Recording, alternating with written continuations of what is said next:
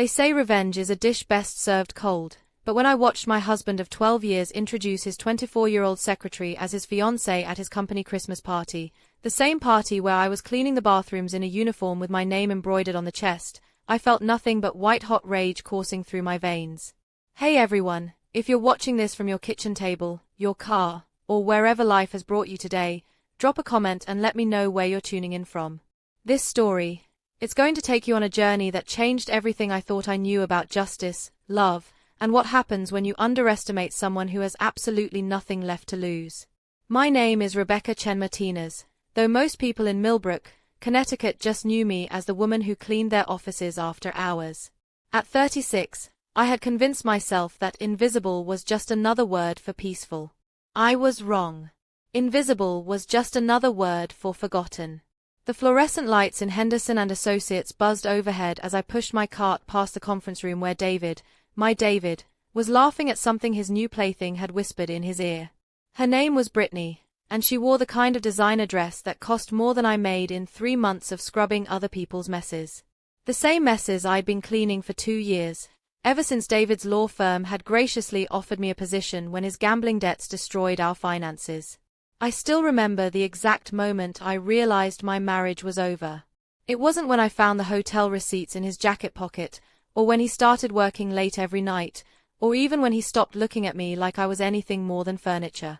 It was when I heard him laughing, really laughing, for the first time in months, and it was because of her. The sound of champagne glasses clinking echoed through the office as I emptied another wastebasket. David's voice carried across the room, confident and charming in a way he hadn't been with me in years. He was telling the story of how he and Brittany met, making it sound romantic instead of what it actually was, him cheating on his wife with his employee while his wife cleaned toilets to pay off his debts. If you've ever felt invisible in your own life, if you've ever watched someone you love become a stranger, then you know exactly what I felt standing there in that hallway. But stick with me, because this story is about what happens when invisible becomes unstoppable. And if this resonates with you, hit that subscribe button. You're going to want to see how this ends. I was wiping down the water cooler when I overheard Mrs. Henderson, the senior partner's wife, ask David about me. "Isn't that your wife over there?" she said, gesturing toward where I stood in my cleaning uniform. The words that came out of David's mouth next would replay in my mind for months. "Oh, Rebecca? We're separated. She's just a cleaner here. Nothing more. Just a cleaner. Nothing more." The woman who had put him through law school while working 2 jobs was just a cleaner.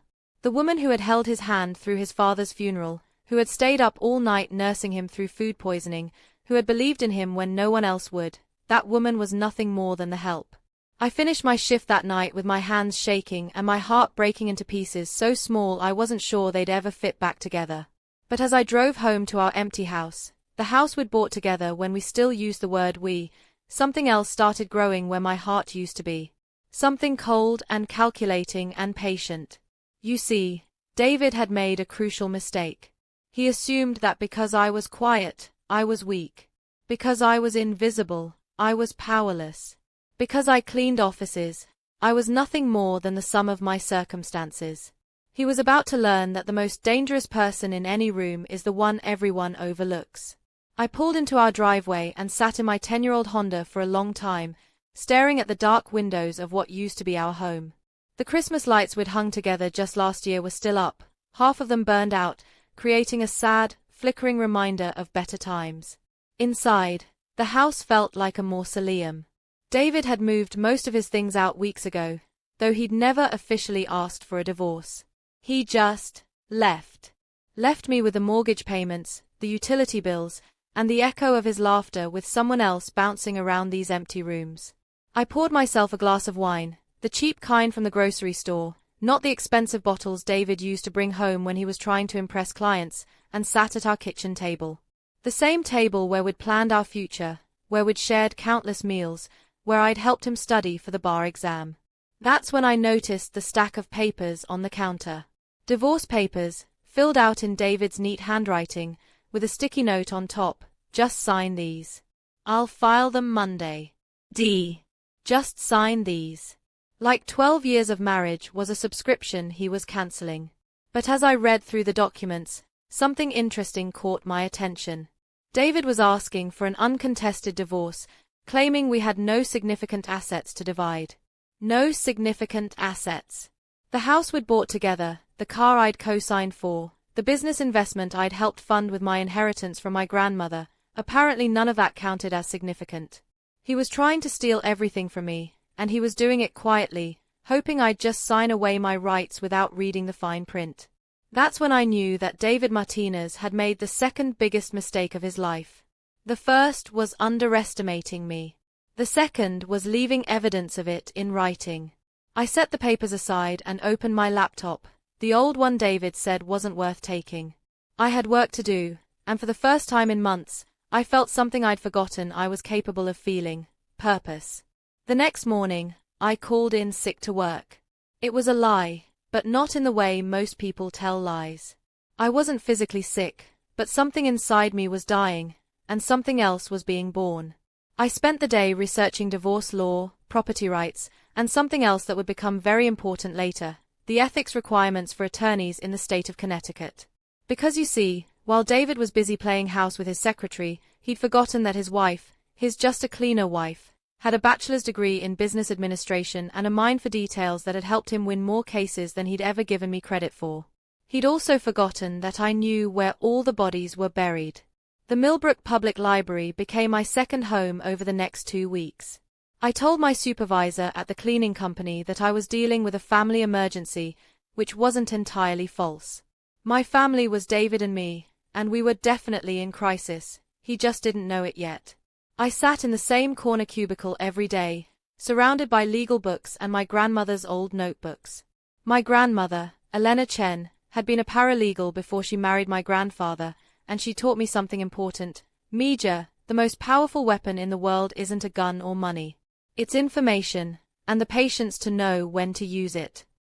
The first thing I discovered was that David had been even busier than I'd realized. The hotel receipts I'd found weren't just evidence of his affair with Brittany, they were business expenses he'd been writing off on our taxes.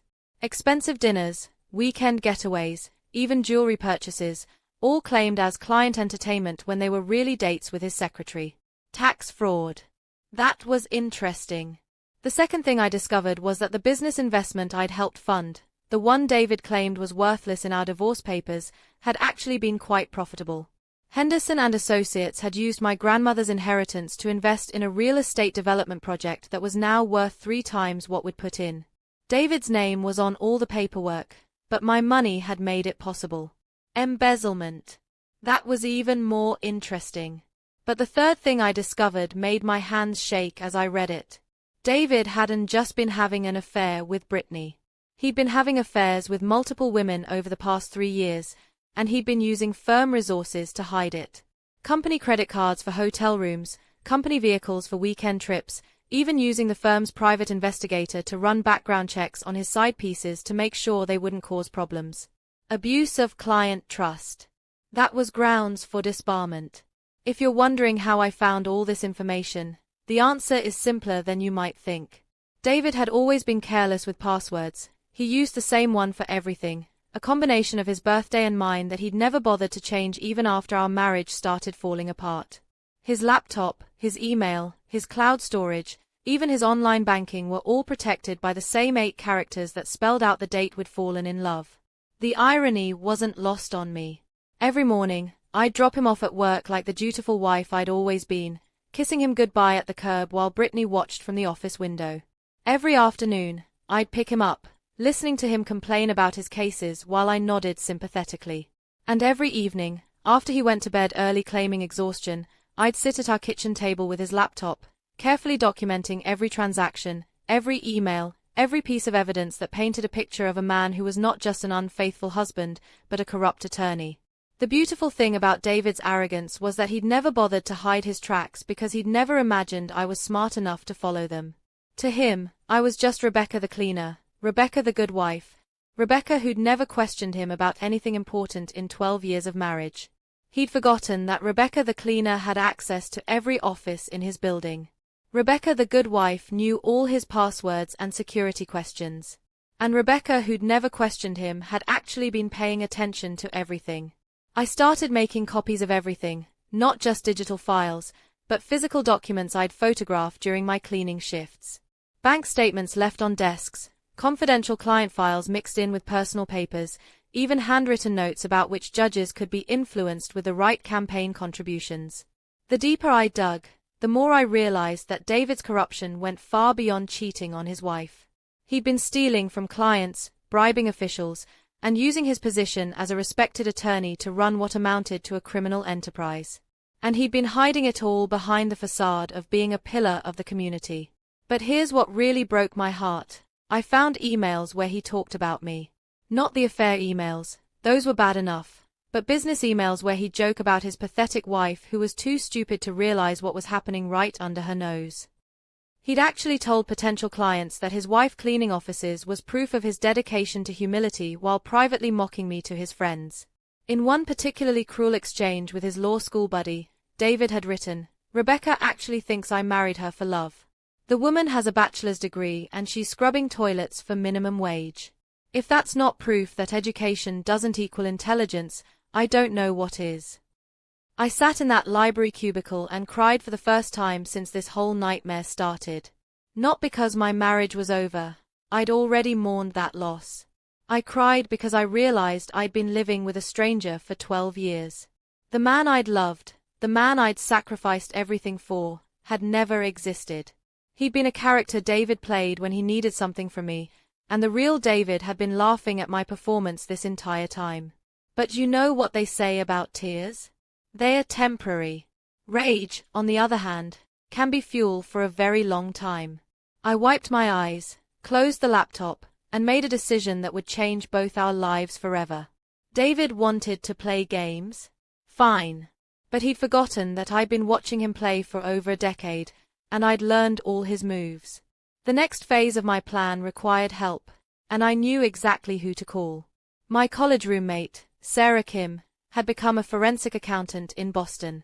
We'd kept in touch over the years, though I'd been too embarrassed to tell her much about my marriage troubles.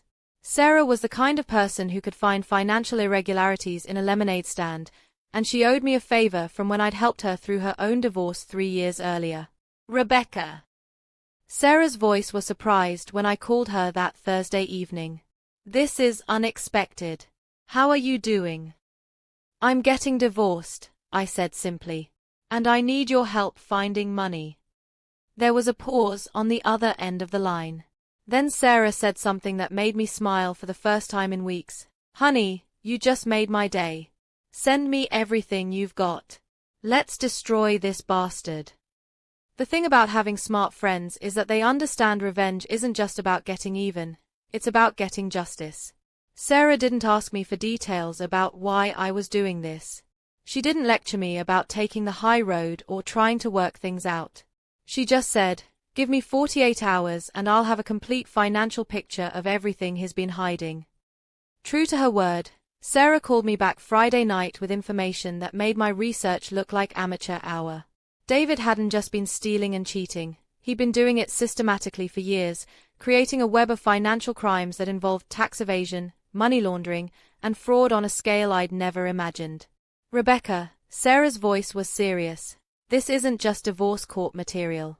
This is federal crime territory. If you take this to the right people, your husband is going to prison."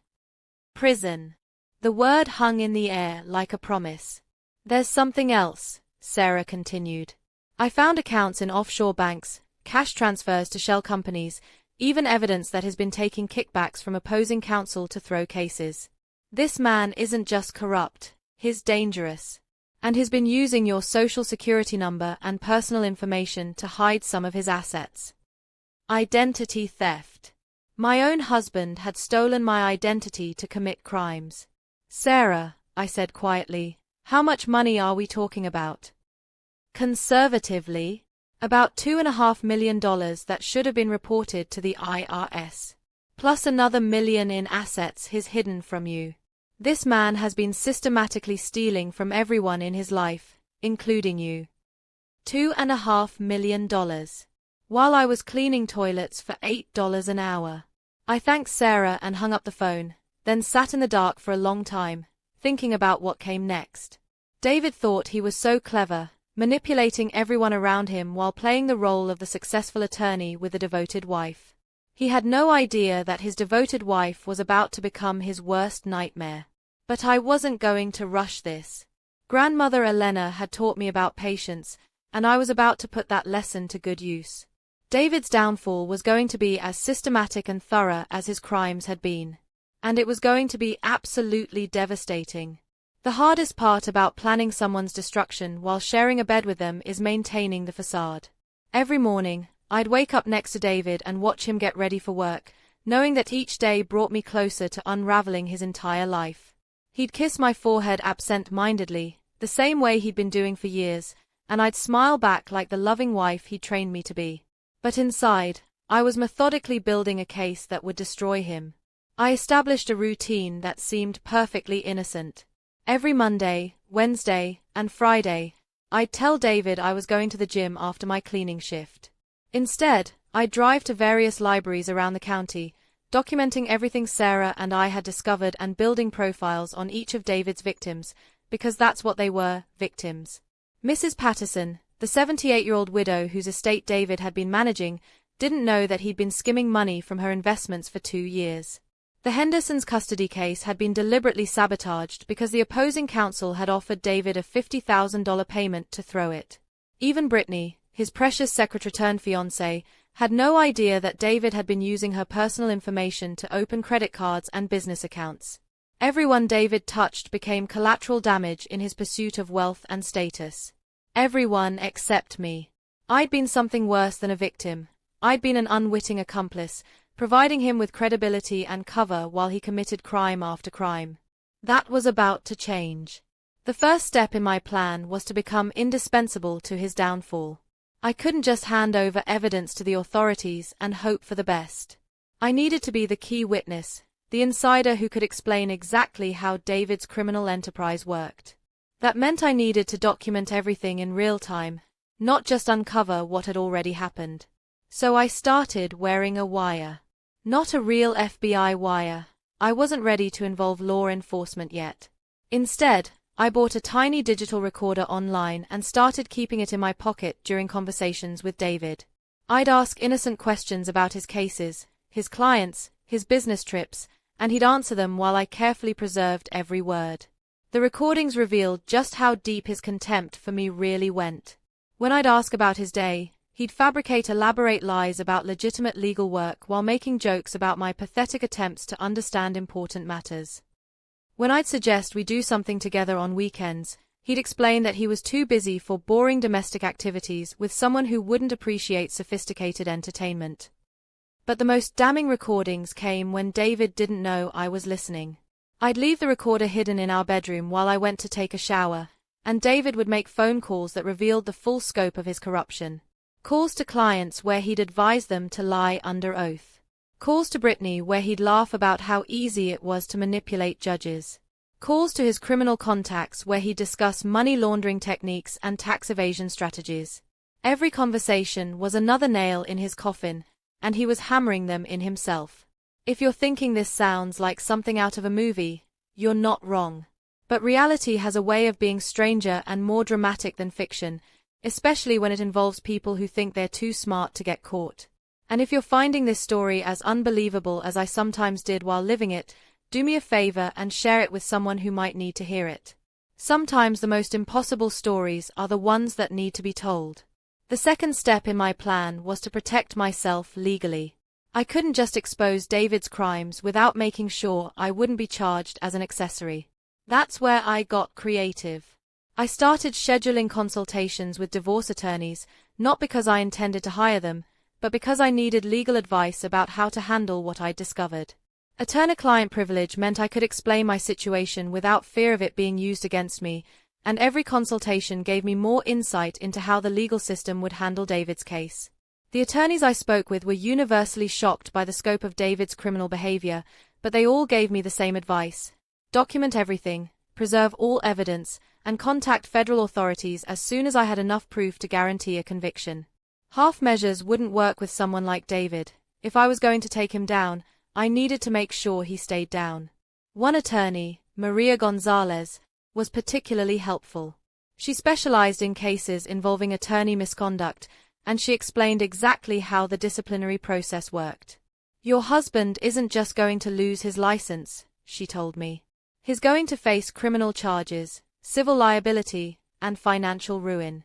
But you need to be prepared for the fact that he'll try to destroy you in the process." That's when I realized I needed to accelerate my timeline. David's corruption was getting worse, not better, and the longer I waited, the more people would get hurt. It was time to move to phase 3 of my plan, gathering evidence that would force authorities to act immediately. I started taking pictures of documents during my cleaning shifts, but not randomly. I was looking for specific things that would prove David's crimes beyond any reasonable doubt. Bank statements showing unexplained deposits. Client files with evidence of deliberate sabotage. Communications with judges that proved bribery and corruption.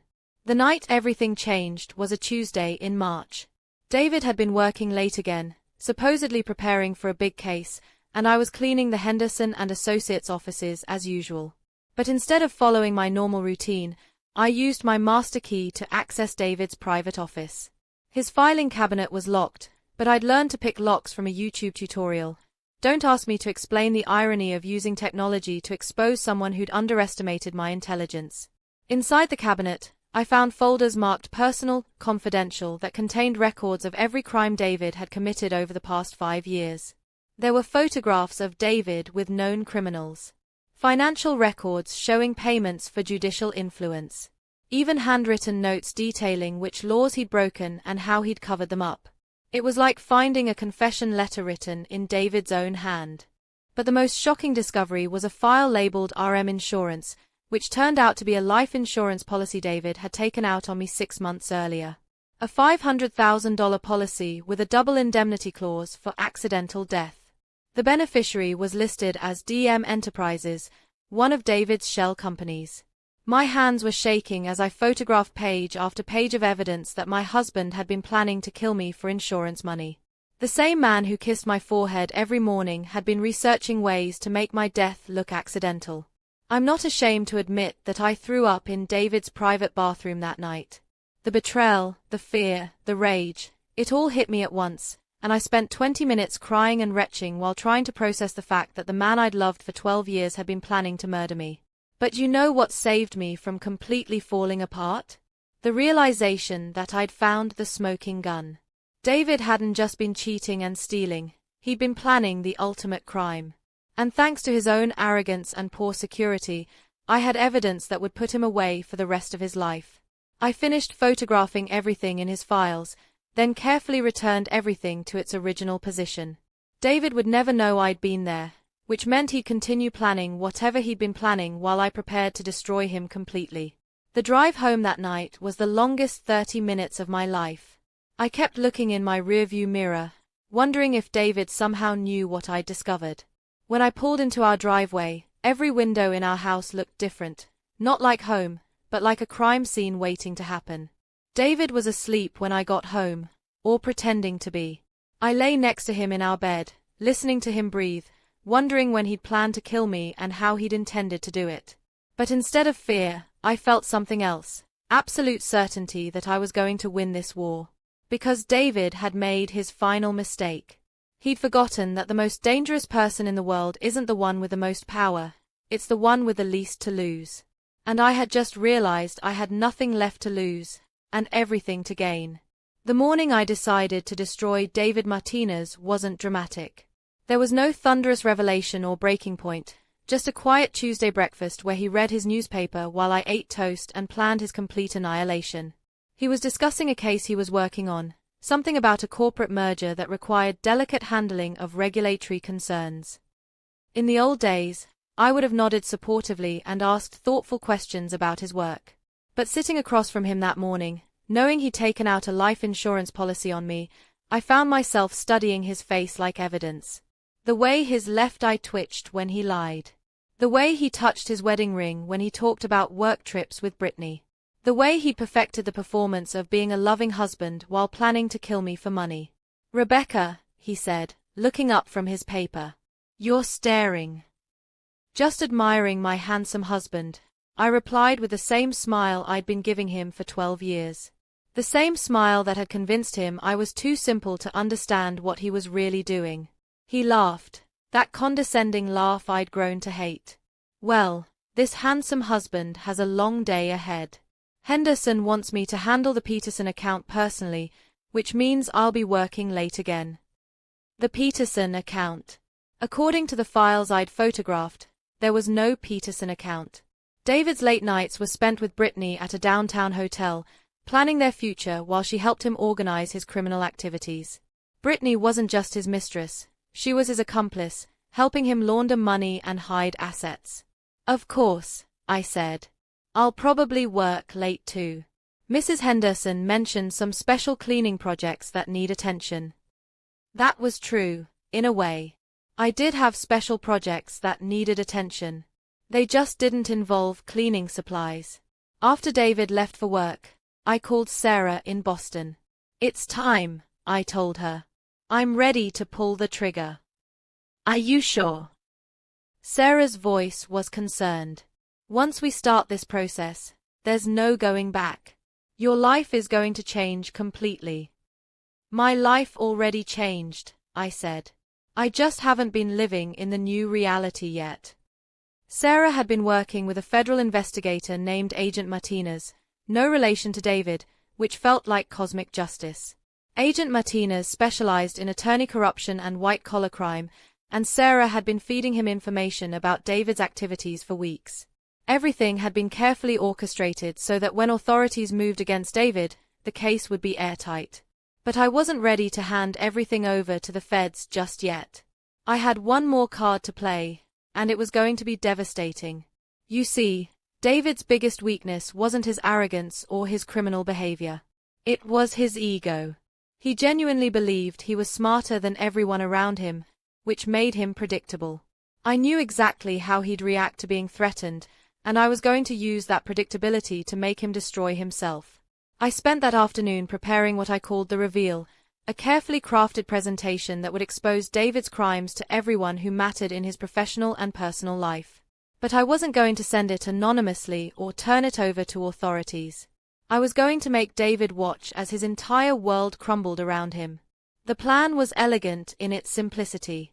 Henderson and Associates was hosting their annual charity gala that weekend, a black-tie event where all the city's legal and political elite would gather to pat themselves on the back for their civic contributions. David had been looking forward to it for months. It was his chance to network with judges, politicians, and potential clients while showing off his beautiful young fiancée. Brittany had been shopping for weeks, trying to find the perfect dress for her debut as David's official partner. David had been practicing his speech for the charity auction, planning to position himself as a pillar of the community who deserved respect and admiration from his peers. They were both about to get more attention than they'd bargained for. I'd arranged for the gala's audiovisual team to receive a special presentation that would play during David's speech. The presentation contained recordings of David discussing his criminal activities, photographs of evidence from his files, and a detailed timeline of his crimes dating back 5 years. But the coup de grace was a recording of David and Brittany discussing their plan to frame me for some of his financial crimes after my accidental death. The beauty of the plan was that David would be standing at the podium, in front of everyone who mattered in his professional life, when the evidence of his corruption played on the screens behind him. He'd be trapped on stage, unable to deny what everyone was seeing and hearing, while his entire career imploded in real time. But that wasn't enough. I wanted David to know that I was responsible for his destruction. I wanted him to realize that his pathetic wife had outsmarted him completely. So I arranged for one final surprise that would make the evening unforgettable. If you're wondering how a cleaning woman could orchestrate something this elaborate, remember that I'd been watching David manipulate people for over a decade. I'd learned his techniques, his contacts, and his weaknesses. The only difference was that I was using those tools for justice instead of personal gain. The week leading up to the gala was surreal. David was excited about the event, talking constantly about his speech and his plans to make important connections with potential clients. Brittany was giddy about wearing her designer dress and meeting the city's power brokers as David's fiancée. They were both so focused on their performance that they didn't notice I'd stopped pretending to be the devoted wife. I wasn't cleaning as many offices that week because I was too busy coordinating with Sarah, Agent Martinez, and the media contacts who'd be covering David's downfall. Every detail had to be perfect because I'd only get one chance to destroy him completely. The night before the gala, David came home unusually early. He found me in our bedroom, packing clothes into a suitcase. "Going somewhere?" he asked, and for the first time in months, I heard uncertainty in his voice. "Just organizing," I said casually. "Spring cleaning, you know." He watched me fold clothes with the same methodical care I'd used to document his crimes.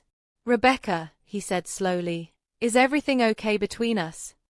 The question was so absurd I almost laughed. Everything had been wrong between us for years, but David was only asking now because his survival instincts were finally kicking in. Some part of him was starting to realize that his quiet, submissive wife had been paying closer attention than he'd thought. "Everything's perfect, David," I said, looking directly into his eyes. "Tomorrow night is going to be very special." He smiled, but I could see the confusion behind it. "Yes, it is. I'm really looking forward to it." "So am I," I said. "So am I." That night, I slept better than I had in months. Not because I was at peace, but because I was finally done pretending. David lay next to me, occasionally shifting restlessly, as if some primal part of his brain was trying to warn him that he was sleeping next to his destroyer. When morning came, I made David his favorite breakfast and kissed him goodbye with more genuine affection than I'd felt for him in years. Not because I'd forgiven him, but because I knew it was the last time I'd ever have to pretend to love him. "See you tonight," he said as he left for work. "You certainly will," I replied. As his car pulled out of the driveway, I allowed myself one moment of doubt. Was I doing the right thing? Was there any chance we could work things out? Was I about to destroy an innocent man? Then I remembered the life insurance policy, the recordings where he'd mocked my intelligence, the victims whose lives he'd ruined for money. David wasn't innocent, he was dangerous.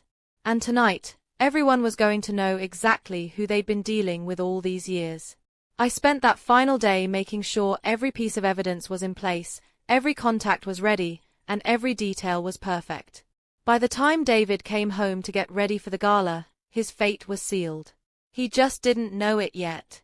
The Henderson and Associates Charity Gala was held at the Millbrook Country Club, the same venue where David and I had celebrated our wedding reception 12 years earlier.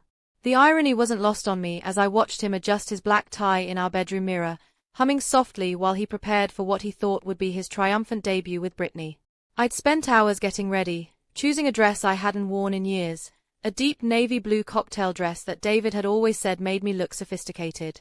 Tonight, I wanted to look like someone worth underestimating right up until the moment I proved how wrong that assumption was. "You look beautiful," David said as we prepared to leave, and for a moment, he almost sounded like the man I'd fallen in love with. "I'm glad you're coming tonight." He wasn't, of course. My presence at the gala was an inconvenience he'd had to manage carefully. Brittany would be there as his colleague, and I'd be there as his estranged wife, and David would have to navigate between us without raising suspicions among the guests who didn't know about our separation.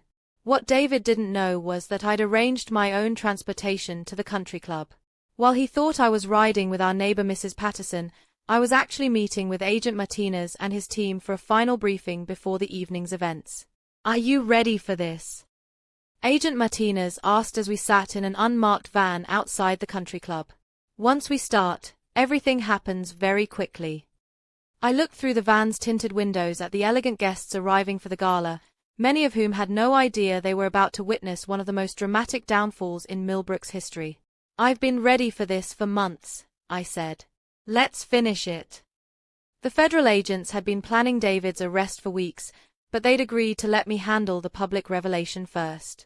They wanted David to incriminate himself further by reacting to the evidence, and I wanted everyone to see exactly who they'd been dealing with before he disappeared into the criminal justice system. Inside the country club, the atmosphere was elegant and celebratory. Soft jazz played in the background while guests mingled over cocktails and appetizers. David was in his element, working the room with practiced charm while Brittany clung to his arm like the trophy she believed herself to be. I entered quietly, accepting a glass of champagne from a passing waiter and positioning myself near the back of the room where I could observe without being noticed. From my vantage point, I could see David's table, the place of honor near the front of the room where he'd be sitting when his world collapsed around him. Mrs. Henderson approached the podium as dinner concluded, beginning the traditional charity auction portion of the evening. David was scheduled to speak after the auction, presenting Henderson and Associates' annual contribution to local charities while positioning himself as a community leader worthy of respect and admiration.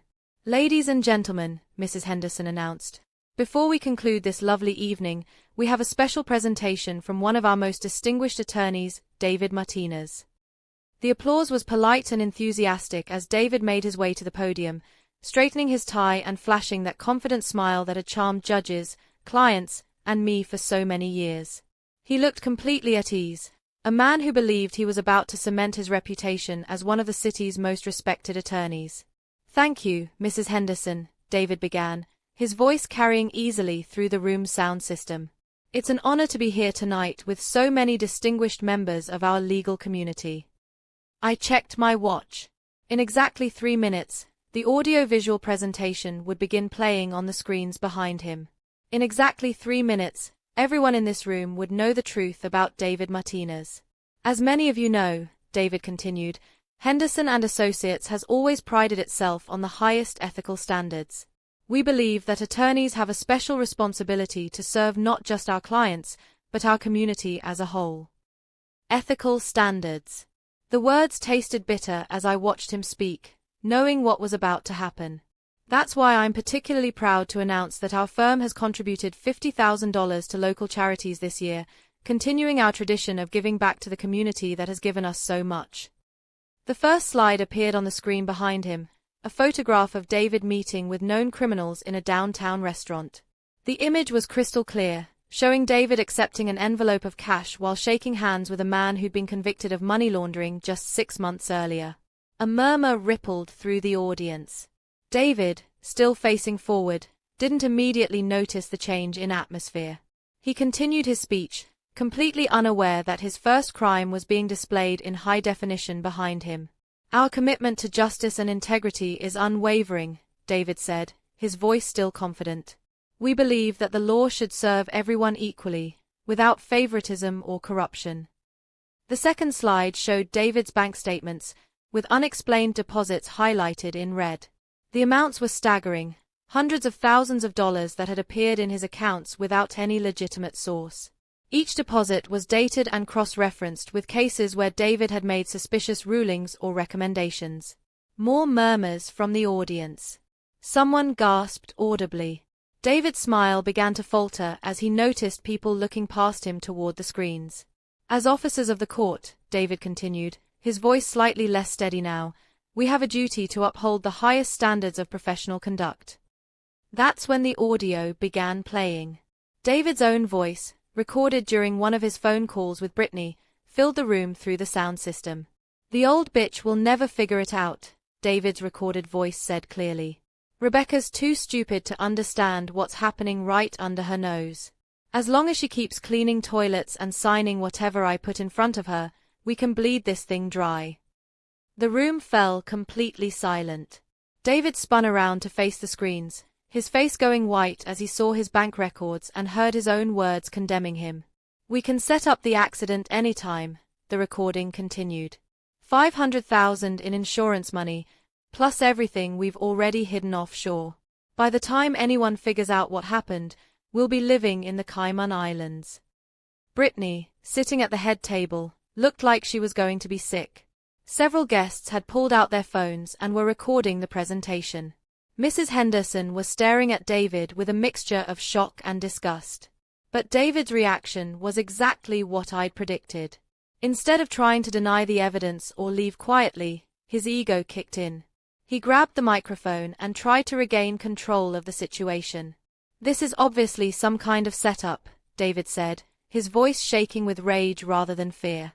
"Someone has doctored these recordings and fabricated this evidence to embarrass me." The third slide appeared on the screen, handwritten notes in David's own writing, detailing which judges could be bribed and how much they'd cost. His distinctive handwriting was unmistakable, especially to the legal professionals who'd seen it on countless documents over the years. "These are forgeries," David insisted, but his voice was losing its authority. "This is clearly a vindictive attack by someone with a personal grudge." That's when I stood up. Every head in the room turned toward me as I walked slowly from the back of the room toward the front. My heels clicked against the marble floor in the absolute silence that had fallen over the gala. David's eyes widened as he saw me approaching, and for the first time in years, I saw genuine fear in his expression. "Hello, David," I said as I reached the podium. My voice carried clearly through the room's sound system, amplified by the microphone he was still clutching. "Rebecca," he whispered, and I could hear the wheels turning in his mind as he tried to figure out how his pathetic, stupid wife had orchestrated his destruction. I turned to address the room, speaking directly to the assembled judges, attorneys, and politicians who'd thought they knew both of us. "For those of you who don't know me," I said, my voice steady and clear, "I'm Rebecca Martinez, David's wife. The woman he's been planning to murder for insurance money." The gasps from the audience were audible now. Someone screamed. I could see people pushing back from their tables, as if David's corruption was contagious. "I'm also the person who's been documenting his criminal activities for the past 6 months, I continued. "Every recording you've heard tonight came from conversations I witnessed personally. Every document you've seen came from David's own files. Every piece of evidence is authenticated and has been turned over to federal authorities." David lunged for the microphone, but I stepped back smoothly. "You can't prove any of this," he said desperately. "She's lying. She's trying to destroy me because I'm leaving her for someone better." "Someone better?" I looked at Brittany, who was trying to hide behind her napkin. "You mean your accomplice?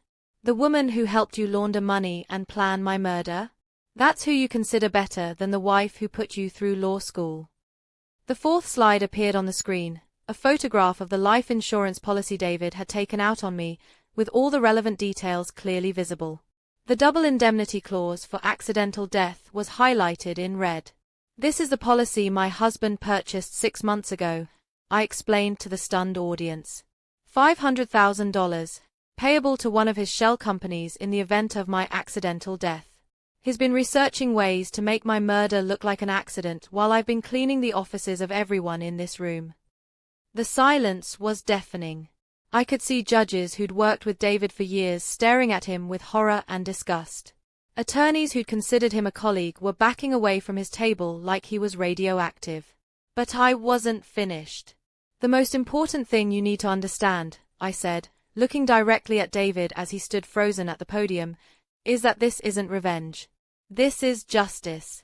David Martinez isn't just an unfaithful husband. He's a criminal who's been using his position to steal from clients, bribe officials, and plan murder. And he's been doing it all while hiding behind the reputation of being a respected attorney and devoted husband." That's when the federal agents entered the room. Agent Martinez and his team moved efficiently through the crowd, their badges clearly visible as they approached the head table. The sight of federal agents at a charity gala sent another wave of shock through the room. "David Martinez," Agent Martinez announced, his voice carrying authority that filled the elegant ballroom, "you're under arrest for tax evasion, money laundering, bribery, conspiracy to commit murder, and violation of the RICO Act." David's legs gave out. He collapsed into a chair, staring at me with an expression I'd never seen before, complete and total defeat. As the agents handcuffed him, David finally spoke directly to me. "How?" he whispered. "How did you figure it all out?" I leaned close to him, speaking quietly so only he could hear my response. "You made one fatal mistake, David," I said. "You assumed that because I loved you, I was stupid. But the truth is, I was smart enough to love you despite knowing exactly who you were. I just finally got smart enough to stop." The agents led David away as the room erupted in chaos.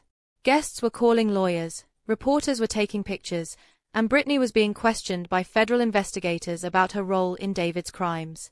But I stood calmly in the center of it all, finally free from the performance I'd been giving for 12 years. Mrs. Henderson approached me as the initial chaos died down.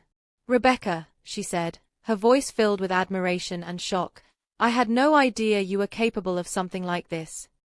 Neither did David, I replied. That's why it worked. As the federal agents escorted David from the country club in handcuffs, I realized that this moment, watching my husband's arrest while wearing the dress he'd complimented me on just hours earlier, was simultaneously the end of my old life and the beginning of something entirely new.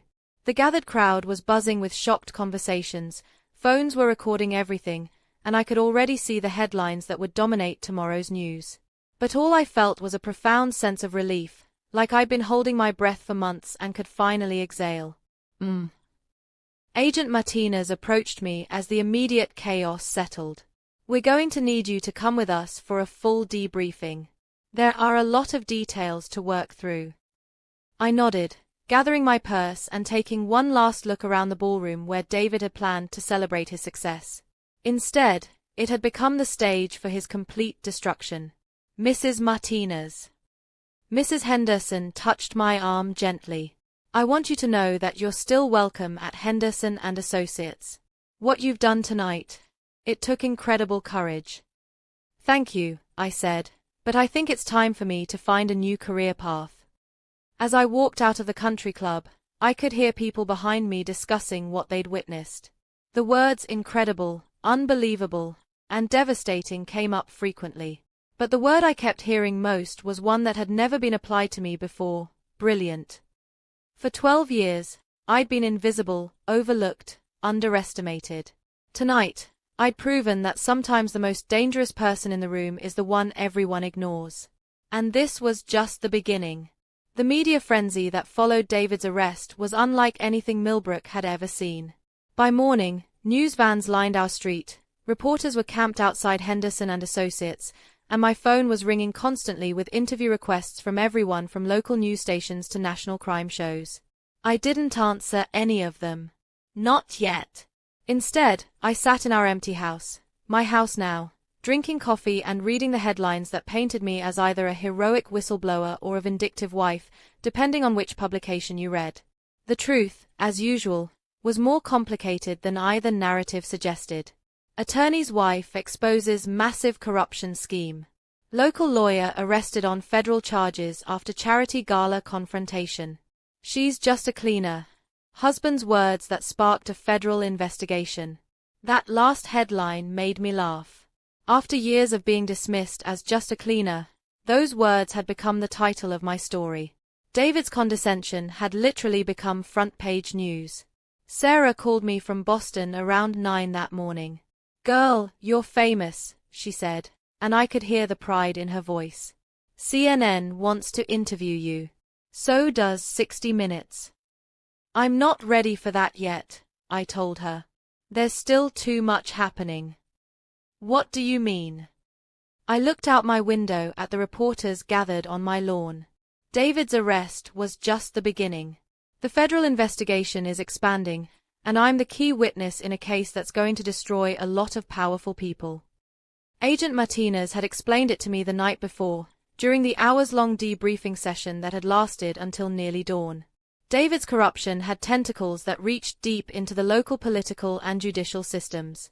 His bribery scheme had influenced dozens of cases over the past 5 years, and every single one of those cases would need to be reviewed and potentially retried. Judges who'd taken money from David were going to be investigated. Politicians who'd received campaign contributions in exchange for favorable legislation were going to face federal charges. Other attorneys who'd participated in his schemes were going to lose their licenses and possibly their freedom. David hadn't just been running a criminal enterprise, he'd been corrupting the entire legal system in our county. And I was the person who'd brought it all crashing down. The implications were staggering. Innocent people who'd been convicted based on David's deliberately poor representation were going to be freed. Victims who'd lost civil cases because David had been paid to throw them were going to get new trials. The entire criminal justice system in our area was going to be turned upside down. And at the center of it all was me, the woman everyone had overlooked for years. My doorbell rang around noon. I looked through the peephole and saw a woman I didn't recognize, middle-aged with kind eyes and professional attire. "Mrs. Martinez," she said when I opened the door. "My name is Jennifer Walsh. I'm a producer with Dateline NBC. I know you're probably overwhelmed with media requests, but I'd like to talk to you about telling your story. I invited her in, partly because she seemed genuinely respectful and partly because I was curious about what the national media was making of my situation. What we witnessed last night, Jennifer said as she sat in my living room, was extraordinary. But I get the sense that the public only knows a small part of what really happened. She was right. The immediate news coverage focused on the dramatic confrontation at the gala, but it missed the months of careful planning and investigation that had made it possible. People saw the moment David was arrested, but they didn't understand the systematic way I'd built the case against him. I want to tell the whole story, Jennifer continued. Not just the shocking revelations, but the human story. What it was like to discover that your husband was planning to kill you. How you found the strength to fight back. What it means to go from being invisible to being the most important witness in a federal corruption case. What it means to go from victim to victor, I said quietly. Exactly. We talked for 2 hours, and I found myself opening up about things I'd never said out loud. The loneliness of living with someone who secretly despised you. The fear of discovering that your marriage had been a lie from the beginning. The rage that had fueled months of careful planning and investigation. But also the strength I'd discovered in myself. The intelligence I'd always possessed but had been trained to hide. The courage that had grown from having absolutely nothing left to lose. There's something people need to understand, I told Jennifer. This isn't a story about revenge. It's a story about justice. David didn't just betray me, he betrayed everyone who trusted him. His clients, his colleagues, the entire legal system. I didn't destroy his life out of spite. I exposed his crimes because people deserved to know who they were dealing with.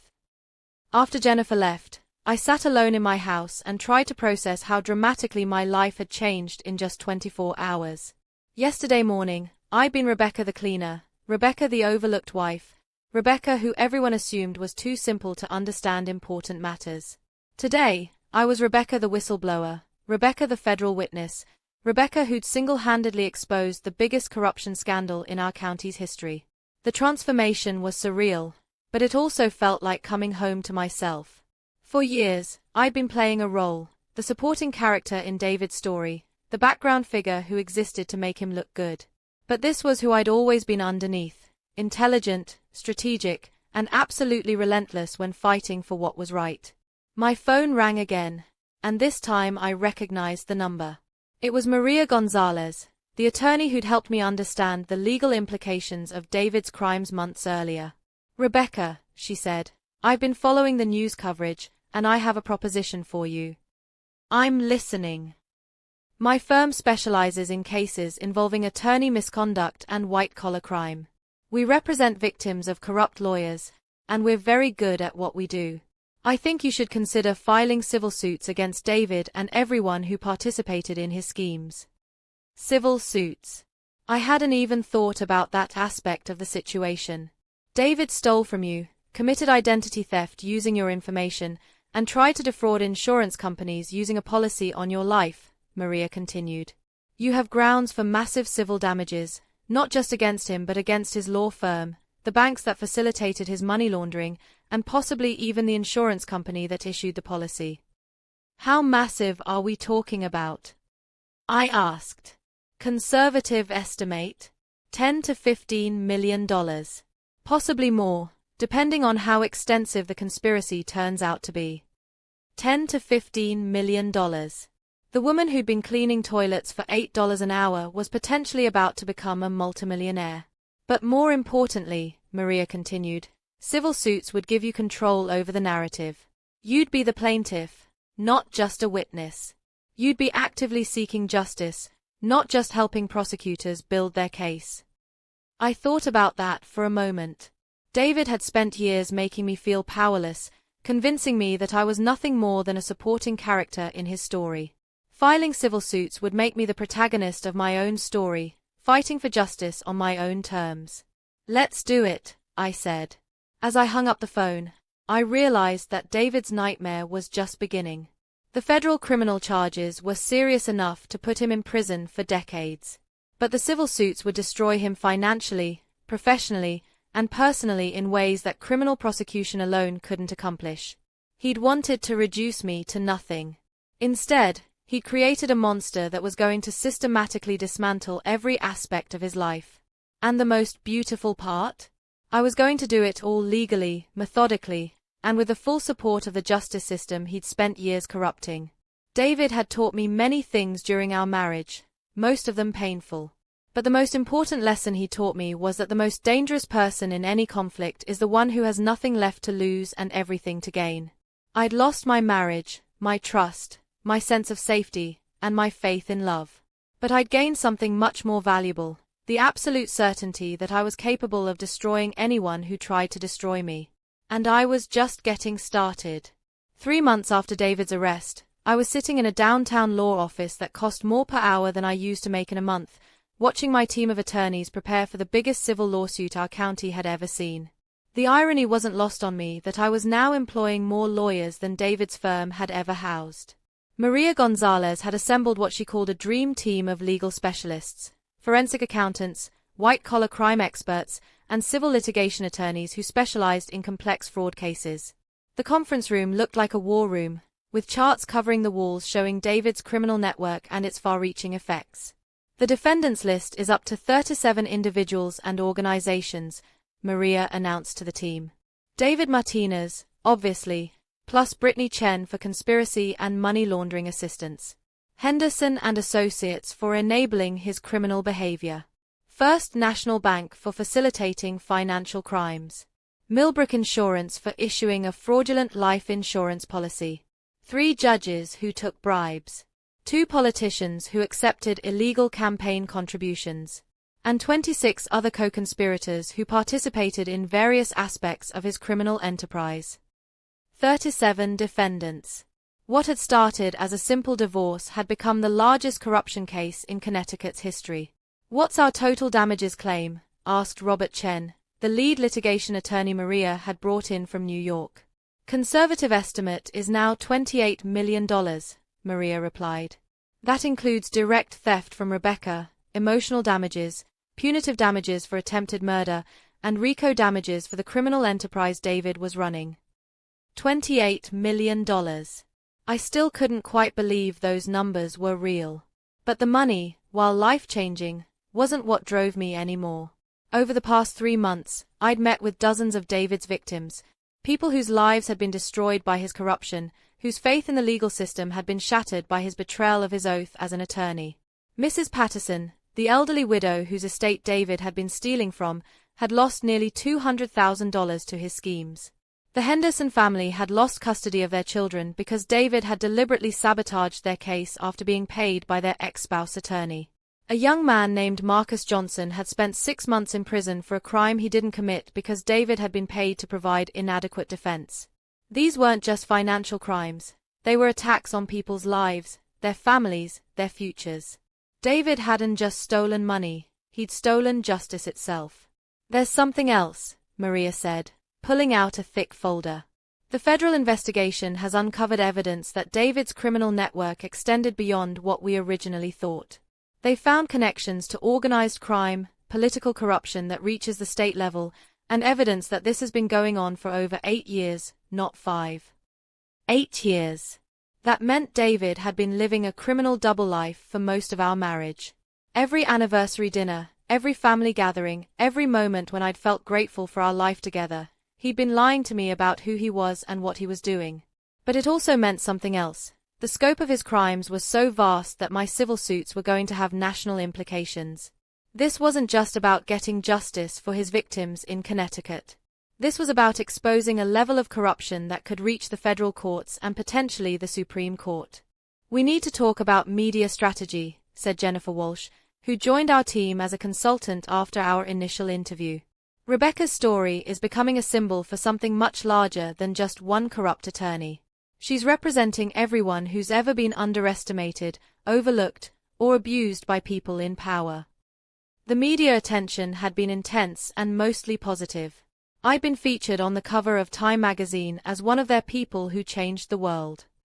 CNN had done a documentary called The Cleaner, How one woman exposed America's legal corruption.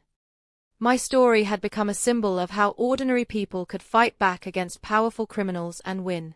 But the attention came with costs. I'd had to move out of our old house because of constant media presence and death threats from people loyal to David or the other criminals he'd worked with. I was living in a secure apartment downtown, with a security detail that Maria's firm had hired to protect me. The death threats were particularly ugly. David's criminal associates weren't happy that their entire network had been exposed by some cleaning lady, and they'd made their feelings known through anonymous phone calls and letters.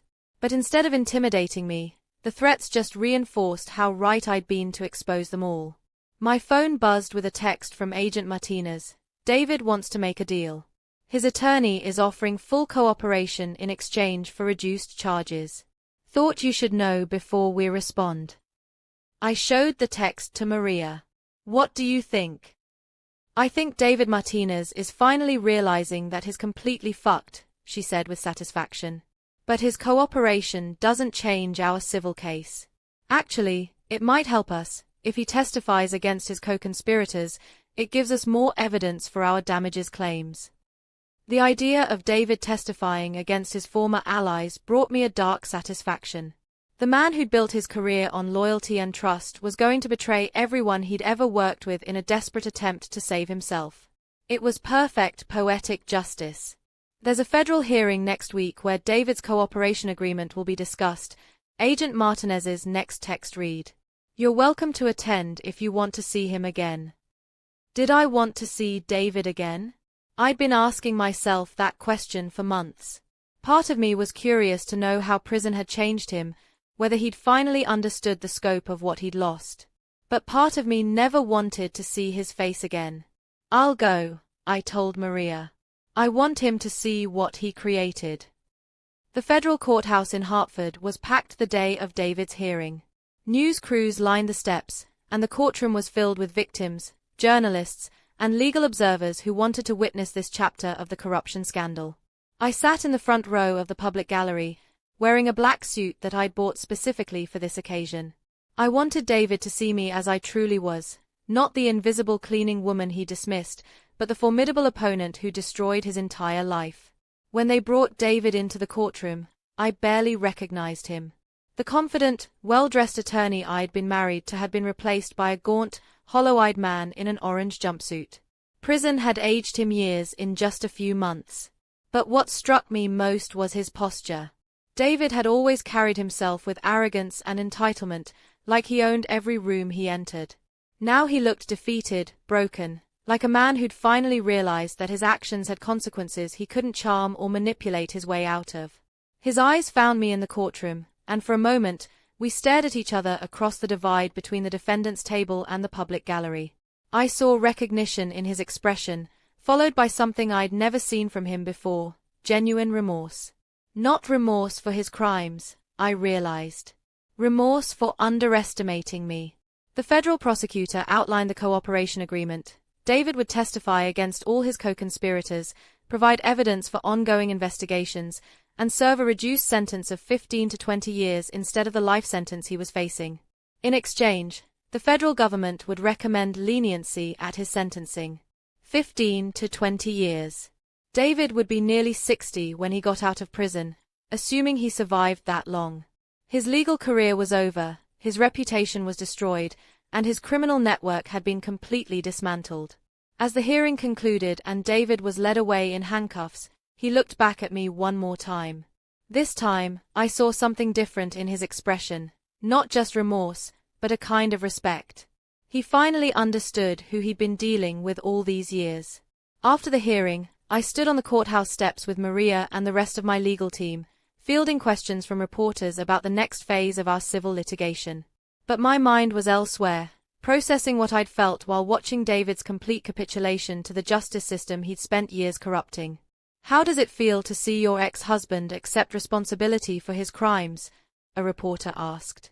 I thought about that question for a moment. How did it feel? Relief, certainly. Satisfaction at seeing justice served. But also something deeper, a sense that I'd finally gotten my life back from someone who'd stolen it without me even realizing it was gone. It feels like the end of one story and the beginning of another, I said finally. David Martinez spent years making people feel powerless. Today, he learned what powerless actually feels like. As we walked away from the courthouse, Maria put her hand on my shoulder. You know this is going to follow you for the rest of your life, right? You're always going to be known as the woman who brought down the biggest corruption scandal in Connecticut history. Good, I said. Let that be my legacy. Let other people who feel invisible know that they have more power than they realize. Let corrupt people in positions of authority know that their victims are watching, and some of us are smart enough to destroy them. The civil trial was still months away, but I already knew how it was going to end.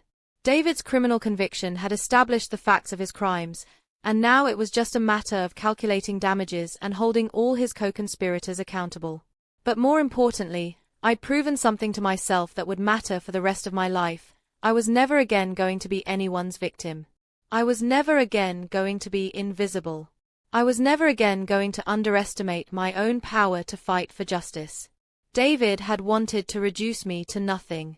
Instead, he created the most dangerous thing in the world, a woman with nothing left to lose and everything to fight for.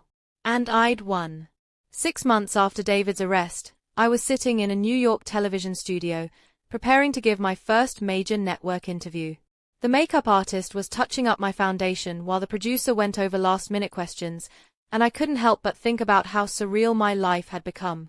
30 seconds, Mrs. Martinez, the floor manager called out. I looked at myself in the monitor and barely recognized the woman staring back. Gone was the invisible cleaning lady who'd scrubbed toilets while her husband planned her murder. In her place sat someone who looked confident, authoritative, and unafraid. Someone who'd learned to wield power instead of surrendering it. Good evening, I'm Anderson Cooper, and tonight we're speaking with Rebecca Martinez, the Connecticut woman whose investigation into her husband's criminal activities exposed one of the largest corruption scandals in American legal history. Anderson turned to face me, his expression serious but kind. Rebecca, 6 months ago, most people would have described you as a cleaning woman whose husband was planning to leave her for his secretary. Tonight, you're the key witness in a federal corruption case that's destroyed dozens of careers and sent multiple people to prison. How do you process that transformation? I've been asked variations of this question hundreds of times, but somehow it felt different coming from him. More substantial, like he was asking about the deeper meaning of what had happened to me. Anderson, I think the transformation was always there, I said. I was never actually a simple cleaning woman. I was an intelligent person who'd been systematically convinced that intelligence didn't matter. David didn't change me from weak to strong. He revealed that I'd been strong all along. But surely there was a moment when you decided to fight back, when you decided that enough was enough. I thought about the night I'd found the life insurance policy, the moment I'd realized David wasn't just planning to leave me, he was planning to kill me. The moment wasn't when I decided to fight back, I said. The moment was when I realized I'd been in a fight all along, and I'd just been losing because I didn't know it was happening. Anderson nodded thoughtfully. Walk us through what happened that night at the charity gala. You had orchestrated this incredibly complex plan to expose your husband's crimes in front of everyone who mattered in his professional life. What was going through your mind as you watched it unfold? Honestly, relief, I said. I'd been carrying this enormous secret for months, knowing that my husband was not just a cheater, but a criminal who was planning to murder me. Finally letting everyone else see what I'd been seeing, it felt like I could breathe again. But it must have been frightening as well. You were essentially declaring war on some very powerful people. Powerful people who were criminals, I corrected. That's what people need to understand about this case. David wasn't just a corrupt attorney. He was running a criminal enterprise that involved judges, politicians, and other lawyers. These weren't just ethical violations. These were serious crimes that destroyed innocent people's lives. Anderson leaned forward. Speaking of innocent people, you've become something of a symbol for people who feel powerless against corruption.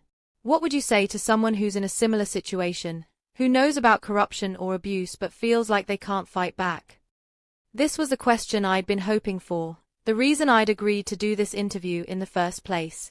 Document everything, I said, looking directly into the camera. Keep records, take pictures, record conversations if it's legal in your state. Most importantly, find people who can help you. I couldn't have done this alone. I had Sarah, my forensic accountant friend, and Maria, my attorney, and Agent Martinez from the FBI. Build a team of people who believe you and who have the expertise to help you fight. But also, I continued, understand that fighting back is going to change your life completely. Not just the outcome, the process itself. You have to be prepared to stop being who you were and become who you need to be to win. After the interview, I met with Jennifer Walsh at a restaurant near the studio.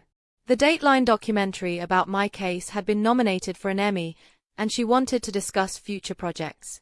The response to your story has been incredible, Jennifer told me over dinner. We're getting calls from people all over the country who say you've inspired them to come forward about corruption in their own communities. Prosecutors, journalists, even politicians are referencing your case as an example of how ordinary citizens can fight back against powerful criminals. The idea that my story was inspiring other people to seek justice was deeply satisfying. I'd never intended to become a public figure or a symbol of anything. I just wanted to stop David from destroying more lives. But if my experience could help other people find the courage to fight back against corruption and abuse, then maybe all the media attention was worth it. There's something else, Jennifer continued. We've been approached by a major publisher who wants you to write a book about your experience. They're offering a 7-figure advance. A book. I've been thinking about writing down the full story, not just the dramatic moments that made headlines, but the detailed process of how I'd built the case against David. All the research techniques, the legal strategies, the psychological preparation for taking on someone more powerful than me. It would be part memoir, part investigative guide, Jennifer explained. Something that tells your personal story but also teaches people how to fight corruption when they encounter it. I want to do it, I said immediately. There are too many people who feel powerless against corrupt institutions. If my experience can give them tools to fight back, then that's more important than privacy. The next few months were a whirlwind of legal proceedings, media appearances, and writing sessions. The civil trial was scheduled to begin in the fall, but most of the defendants were already settling out of court. David's cooperation with federal investigators had provided evidence for dozens of additional criminal cases, and the corruption scandal had expanded to include politicians and judges across 3 states. My book proposal had generated a bidding war between publishers, and I'd ultimately signed with a company that specialized in investigative journalism and social justice issues. They understood that my story wasn't just entertainment, it was a handbook for fighting corruption. But the most satisfying development was the establishment of the Martinez Foundation, a non-profit organization I'd created to provide legal and financial assistance to victims of attorney misconduct and corruption.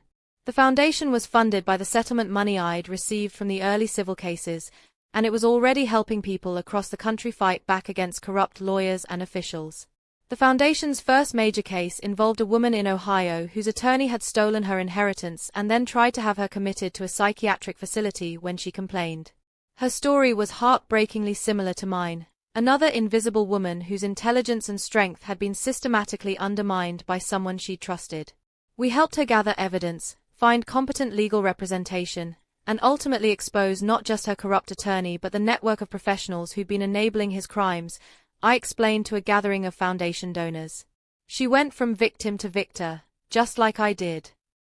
The parallels were intentional. I wanted other victims to see that what had happened to me wasn't unique or extraordinary, it was replicable. The techniques I'd used to expose David could be adapted and applied by anyone who was dealing with corruption or abuse. But I also wanted corrupt officials to understand that the world had changed. The days when they could prey on people they considered powerless were ending, because those people were learning to fight back. The phone call that changed everything came on a Tuesday afternoon in October.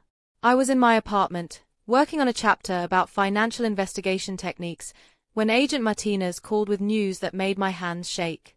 "Rebecca," he said, "we need to talk. There's been a development in David's case that affects your safety."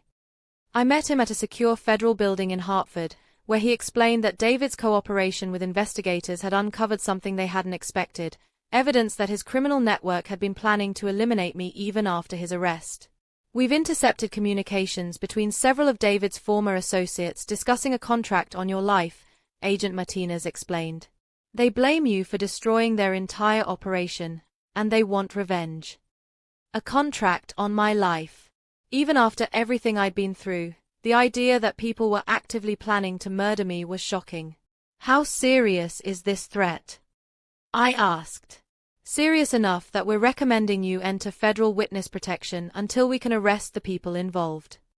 Witness protection. The program that made people disappear, gave them new identities, relocated them far from their old lives.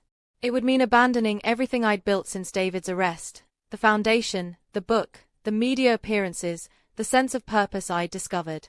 No, I said firmly. I'm not running. I'm not going to let criminals force me into hiding after I've spent so much time learning to fight back. Agent Martinez looked concerned. Rebecca, these aren't the kind of people who send threatening letters.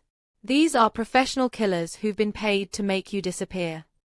Then arrest them, I said. Use me as bait if you have to. But I'm not disappearing. What followed was 3 months of the most intensive investigation I'd ever been part of. Federal agents monitored my communications, followed my movements, and gradually identified the criminal network that was targeting me.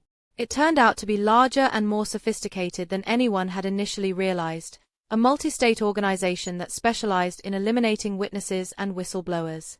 The breakthrough came when they intercepted a phone call between the hitman they'd hired and one of David's former clients. The conversation was recorded, providing clear evidence of conspiracy to commit murder and witness intimidation. The arrests were coordinated and simultaneous, 15 people in 4 states, all charged with federal crimes related to the conspiracy against me. It was the final chapter in the corruption scandal that had started with my investigation into David's crimes. But more importantly, it was proof that fighting back against corruption was dangerous work that required courage, support, and systematic preparation. The criminals hadn't just been stealing money, they'd been willing to kill to protect their operations. This is why victims stay silent, I told Anderson Cooper during a follow-up interview about the assassination plot. Not because they're weak, but because the stakes are literally life and death. Corrupt people will do anything to protect their power, including murder. But you didn't stay silent, even when you knew the risks. Because staying silent would have meant letting them win, I said. It would have meant that David's victims never got justice, that other people would continue to be preyed upon by these criminals, and that my own life would have been meaningless. Do you ever regret the decision to expose your husband? I thought about that question as I had so many times over the past year. Did I regret losing my quiet, invisible life? Did I regret the media attention, the death threats, the constant legal proceedings? I regret that it was necessary, I said finally. I regret that David chose to become a criminal instead of the man I thought I'd married. I regret that so many innocent people were hurt by his corruption. But I don't regret fighting back. I don't regret choosing justice over safety. The interview ended with Anderson asking about my future plans, and for the first time in months, I felt genuinely excited about what was coming next. I'm finishing my book, which will be published next year, I said. I'm expanding the Martinez Foundation to help more victims of corruption. And I'm starting law school in the fall. Law school.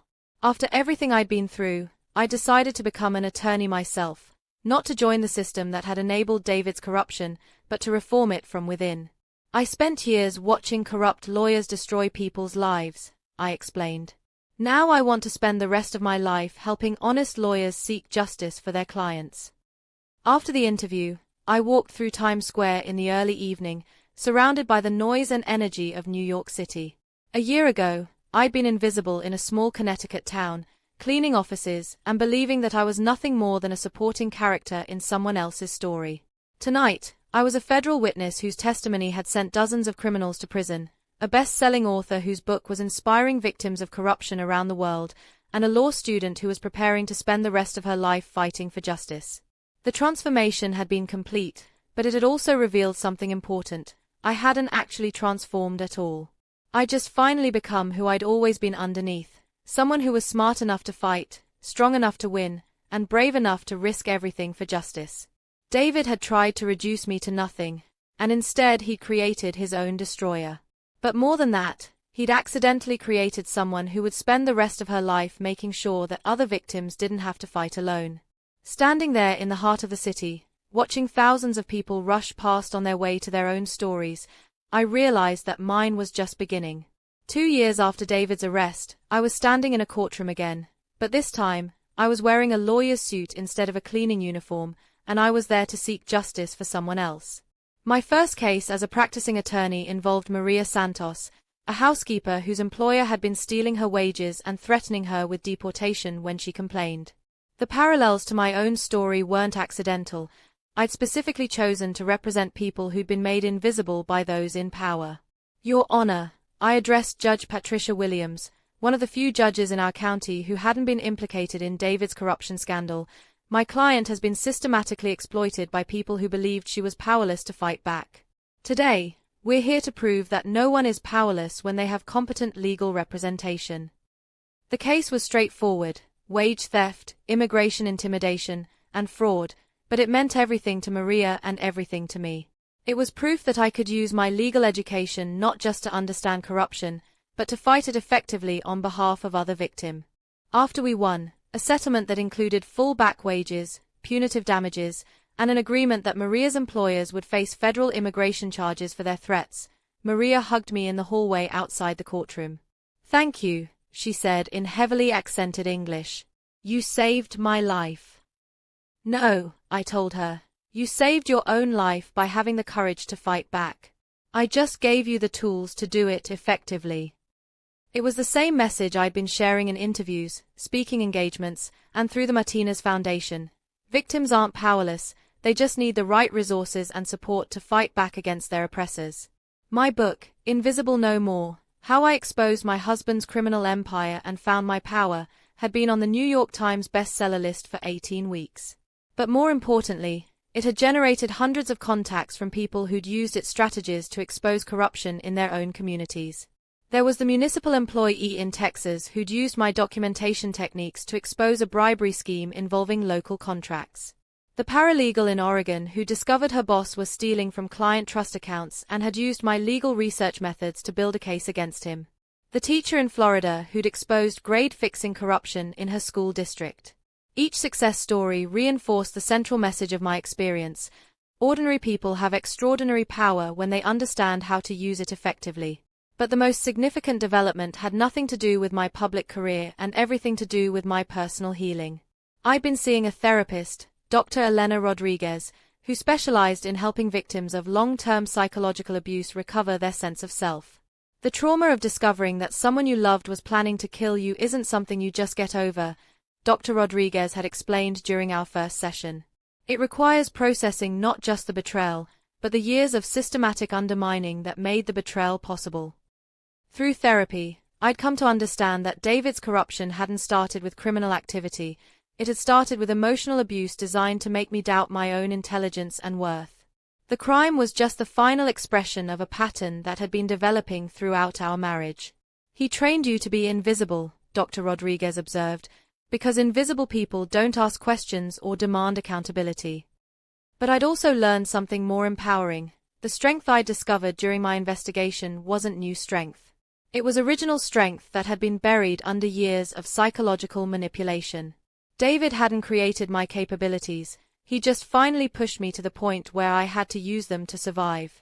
The therapy had helped me understand that my story wasn't really about revenge or even justice. It was about reclaiming power that had always belonged to me. That understanding had transformed how I talked about my experience in public. Instead of focusing on David's downfall, I emphasized the process of discovering and using personal power. Instead of portraying myself as a victim who'd gotten lucky, I talked about systematic strategies that anyone could learn and apply. The most important thing people need to understand, I told a conference of domestic violence advocates, is that abusers rely on their victims believing they are powerless. The moment you start documenting abuse, building support networks, and planning strategically, you stop being a victim and become a threat. The response from audiences was always intense. People would line up after my speeches to share their own stories of abuse, corruption, and intimidation. Many of them were already fighting back, using techniques they'd learned from my book or the Martinez Foundation's resources. But some were still trapped in situations similar to what mine had been, living with people who were systematically undermining their confidence and sense of reality. For them, my story wasn't just inspiration, it was a roadmap. I've been married to a man who steals from his clients for 15 years, one woman told me after a speaking event in Chicago. I've been documenting everything for 6 months, just like you did. I'm ready to destroy him, but I'm scared. Good, I told her. Being scared means you understand the stakes. But don't let fear stop you from seeking justice. Build your team, gather your evidence, and remember that you're not just fighting for yourself, you're fighting for everyone he's victimizing. 3 months later, that woman's husband was arrested for embezzling over $2 million from his clients. She'd used the Martinez Foundation's resources to connect with federal investigators, and her documentation had provided the evidence they needed for conviction. It was one of dozens of similar success stories that had emerged from my public advocacy work. Each one reinforced my belief that corruption thrives in darkness and crumbles when exposed to light. But the most satisfying vindication came from an unexpected source, David himself. Agent Martinez called me on a Wednesday afternoon with news that I'd been both dreading and anticipating. "David wants to see you," he said. He's been asking for months, but his attorneys finally convinced him it might help with his sentence reduction if he can demonstrate genuine remorse to his victims. David was serving his sentence at a federal prison in Pennsylvania, about a 4-hour drive from my apartment. I'd known this conversation would happen eventually. We'd been married for 12 years, and that history couldn't just be erased by criminal proceedings and legal settlements. "Do you want to see him?" Agent Martinez asked. I thought about it for several days. What would I say to the man who'd planned to kill me? What would he say to the woman who'd destroyed his life? Did I want closure, or would seeing him again just reopen wounds that had finally started to heal? Finally, I decided that I needed to face him, not for his benefit, but for mine. I needed to see what he'd become, and I needed him to see what I'd become. It felt like the final chapter of a story that had defined both our lives. The federal prison was a sterile, depressing place that seemed designed to strip away every trace of dignity and individuality. When David was led into the visiting room, I barely recognized the man I'd been married to for over a decade. Prison had aged him dramatically. His hair was completely gray, his face was gaunt, and he moved with the careful, defeated posture of someone who'd learned to avoid conflict at all costs. He looked like a broken man, which is exactly what he was. "Rebecca," he said quietly as he sat across from me at the small metal table. "Thank you for coming." We stared at each other for several moments, both of us processing how completely our roles had reversed. He was the prisoner. I was the successful professional visiting out of obligation. He was the criminal. I was the advocate for justice. He was powerless. I was influential. "How are you doing?" he asked, and the question was so absurd that I almost laughed.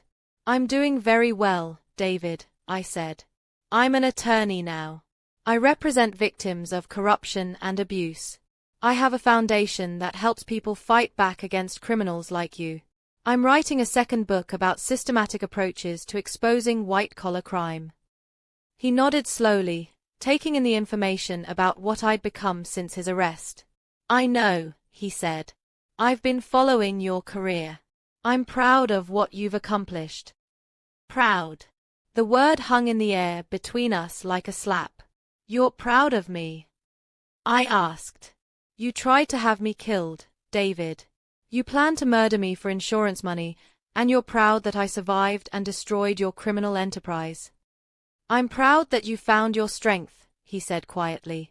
"I know that sounds insane, but it's true. I spent years trying to make you smaller than you were because I was afraid of how powerful you actually were. Watching you expose everything I did, it was terrifying, but it was also amazing." I studied his face, trying to determine if this was another manipulation or if he was actually being honest with me for the first time in years. "You were afraid of me?" I asked. "Terrified," he admitted. "From the day I met you, I knew you were smarter than me. More ethical, more principled, more capable of understanding complex problems.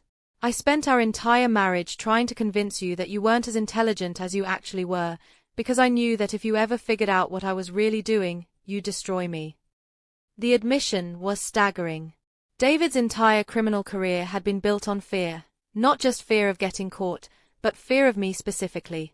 So you decided to kill me instead of divorce me because you were afraid I'd expose your crimes during divorce proceedings. Yes, he said simply. I knew you'd hire a lawyer who would investigate our finances. I knew you'd ask questions I couldn't answer. I knew that any competent attorney representing you would uncover everything I'd been hiding. Killing you seemed like the only way to keep my crimes secret. The casual way he discussed planning my murder was chilling, but it also provided the final piece of understanding I'd been seeking. David hadn't just been a corrupt attorney who'd happened to abuse his wife.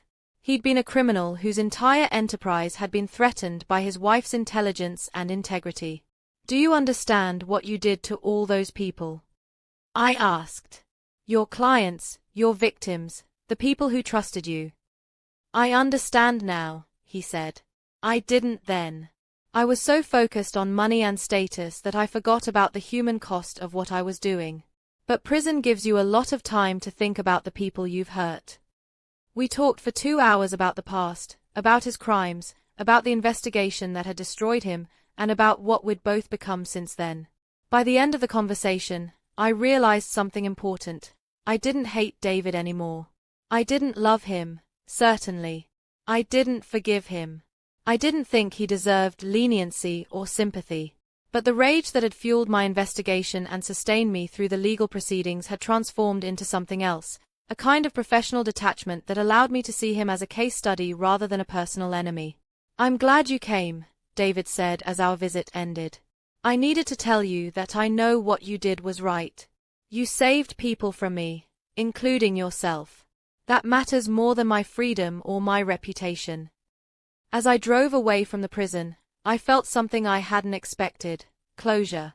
Not because David had apologized or expressed remorse, but because I'd finally seen him clearly for what he really was, a weak man who'd used crime to compensate for his insecurities, and who tried to destroy me because he'd correctly identified me as a threat to his criminal enterprise. The visit had confirmed what I'd learned through therapy and reflection. My story wasn't really about David at all. It was about discovering that I'd always had the power to fight back against anyone who tried to diminish me, and learning to use that power effectively. David had been my first opponent, but he wouldn't be my last. There were too many other corrupt officials, too many other victims who needed advocates, too many other battles to fight for justice. But I was ready for all of them. I'd learned the most important lesson anyone can learn. When you stop being invisible, you become unstoppable.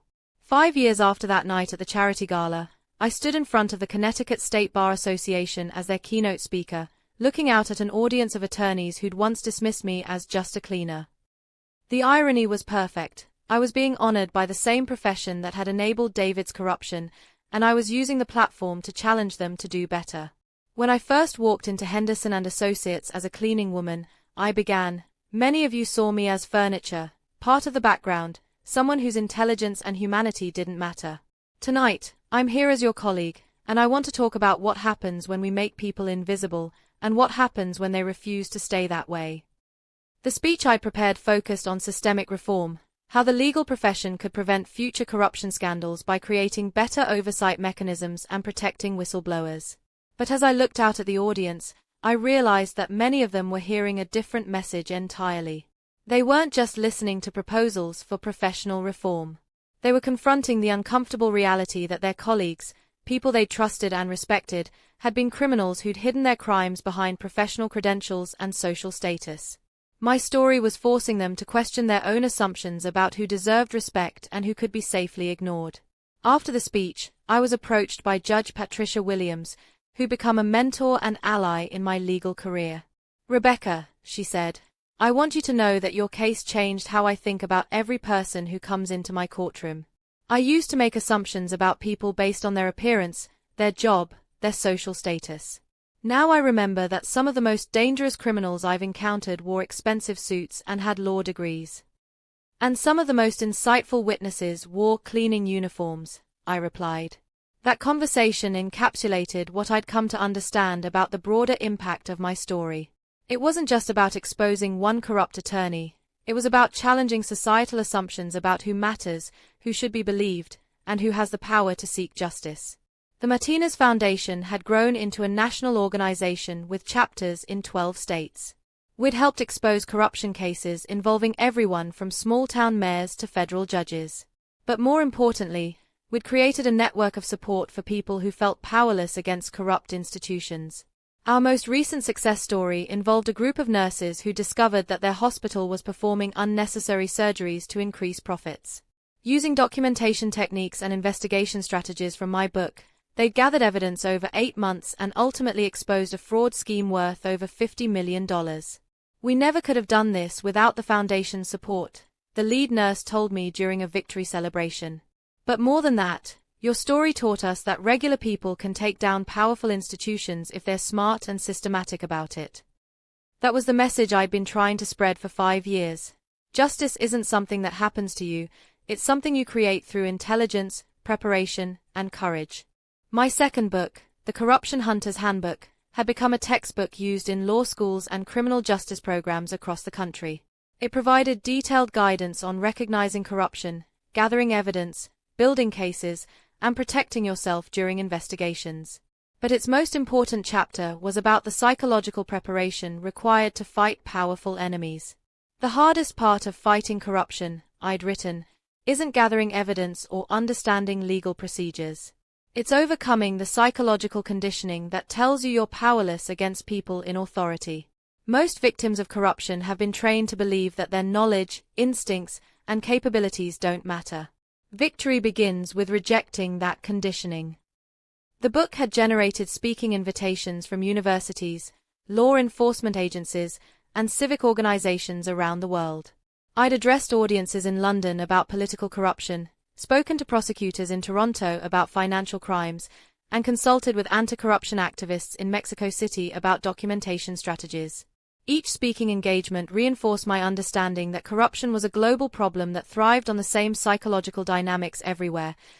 Powerful people exploiting those they considered powerless, and victims believing they had no recourse against institutional abuse. But I'd also learned that the techniques I developed to expose David's crimes were universally applicable. Whether you were dealing with a corrupt attorney in Connecticut, a bribery scheme in city government, or financial fraud in corporate boardrooms, the fundamental approach was the same. Document everything, build alliances, understand the legal framework, and execute strategically.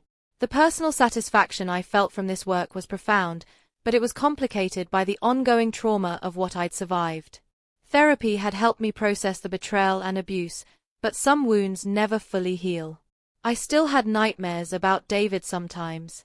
I still felt hypervigilant in situations where I had to trust people with authority over me. I still carried the emotional scars of having been systematically undermined by someone I'd loved. But those scars had also become sources of strength. My ability to recognize manipulation made me a more effective advocate for other victims. My understanding of how corruption operated made me a better investigator. My experience with institutional abuse made me a more credible voice for reform. Trauma doesn't just damage you, I'd explained to a support group for domestic violence survivors. It also teaches you things that people who haven't been traumatized don't understand. You learn to recognize danger that others miss. You develop survival skills that others never need. You become capable of fighting battles that others wouldn't even know were happening. That philosophy had become central to how I approached both my legal career and my advocacy work. Instead of trying to forget or move past what David had done to me, I'd integrated those experiences into a comprehensive understanding of how power operates and how victims can reclaim it. My law practice had evolved to focus exclusively on corruption and abuse cases. I represented whistleblowers, fraud victims, and people who'd been retaliated against for reporting misconduct. The work was emotionally demanding, but it was also deeply meaningful. Every case was an opportunity to help someone transition from victim to victor. My most recent client was a federal employee who discovered that her supervisor was selling classified information to foreign governments. She'd come to me after being threatened with termination for asking questions about irregular security procedures. "I know what he's doing is wrong," she told me during our initial consultation, "but he's my boss, and he has connections throughout the department. I'm just a mid-level analyst. Who's going to believe me over him?" "Everyone," I'd told her, "once we prove what he's been doing." The case was still pending, but we'd already gathered enough evidence to trigger a federal investigation. My client had gone from feeling powerless and isolated to feeling confident and supported. She'd learned that her knowledge and instincts were valuable, that her concerns were legitimate, and that she had both the right and the ability to seek justice. That transformation, from victim to advocate, was what my work was really about. Every person I helped make that journey was proof that David's attempt to destroy me had backfired completely. He tried to make me invisible, and instead he created someone whose mission was to make other invisible people visible and powerful. The 5-year anniversary of David's arrest was covered extensively by the media. CNN did a retrospective documentary about the case and its ongoing impact. Time magazine featured me in their Women Who Changed the World issue. The Martinez Foundation was profiled in the Harvard Business Review as an example of how individual trauma could be transformed into institutional change. But the coverage that meant the most to me was a small article in the Millbrook local newspaper, where this whole story had started. The headline read, "From Cleaning Lady to Crusader, Rebecca Martinez returns to address Millbrook High School." I'd been invited to speak to the graduating class at my old high school, the same school where I'd met David 20 years earlier, when we were both young and I believed that love was enough to build a life on. Standing at the podium in the same auditorium where I'd graduated, looking out at teenagers who reminded me of my younger self, I felt the full weight of how completely my life had changed. 20 years ago, I graduated from this high school believing that my job in life was to support other people's dreams, I told the assembled students and their families. I spent the next 15 years making myself smaller and smaller, until I almost disappeared entirely. Tonight, I want to talk to you about what happens when you refuse to disappear, and what you can accomplish when you remember that your dreams matter just as much as anyone else's. The speech focused on the importance of maintaining your sense of self-worth, recognizing manipulation and abuse, and understanding that everyone, regardless of their background or circumstances, has the power to seek justice when they're wronged. But as I looked out at those young faces, I realized I was really talking about something more fundamental, the difference between being a supporting character in someone else's story and being the protagonist of your own. Some of you will face people who try to convince you that you're not smart enough, strong enough, or important enough to matter, I said. Those people are wrong. But more importantly, they're afraid of you. They're afraid of your potential, your intelligence, and your capacity to fight back when you're treated unfairly. Don't prove them right by making yourself smaller. Prove them wrong by becoming everything you're capable of being. After the speech, I was approached by a young woman who looked remarkably like I had at her age, quiet, thoughtful, a little uncertain about her place in the world. "Ms. Martinez," she said, "I want to be a lawyer someday, but my guidance counselor says I should consider more realistic career options. She says law school is too competitive for someone from my background." I looked at this bright young woman who was already being told to limit her dreams, and I felt the familiar fire that had sustained me through my battle with David. "What's your background?" I asked. "My parents are both janitors," she said. "They clean office buildings at night." I smiled, remembering the night I'd cleaned David's office and found the evidence that would destroy him. "Let me tell you something about people who clean office buildings," I said. "They see everything, they work harder than anyone, and they understand how institutions really operate. That's not a disadvantage, that's preparation for being an excellent attorney." I gave her my card and told her to call me when she was ready to apply to law school. I also made a mental note to have the Martinez Foundation create a scholarship program for students whose parents worked in service industries. As I drove home from the high school, I reflected on how David's betrayal had ultimately led to the most meaningful work of my life. He tried to destroy me, and instead he'd forced me to discover capabilities I'd never known I possessed. He'd attempted to reduce me to nothing, and instead he created someone whose life's work was proving that nobody is nothing. The final irony was that David, serving his sentence in federal prison, had inadvertently become the catalyst for helping thousands of victims find their power and seek justice. His crimes had created the platform that allowed me to fight corruption on a national scale. If you're watching this and you've ever felt invisible, overlooked, or dismissed by people in power, I want you to remember something. They're not dismissing you because you're unimportant. They're dismissing you because they're afraid of what you might do if you ever realize how important you actually are. Don't let them keep you invisible. Document everything. Build your team.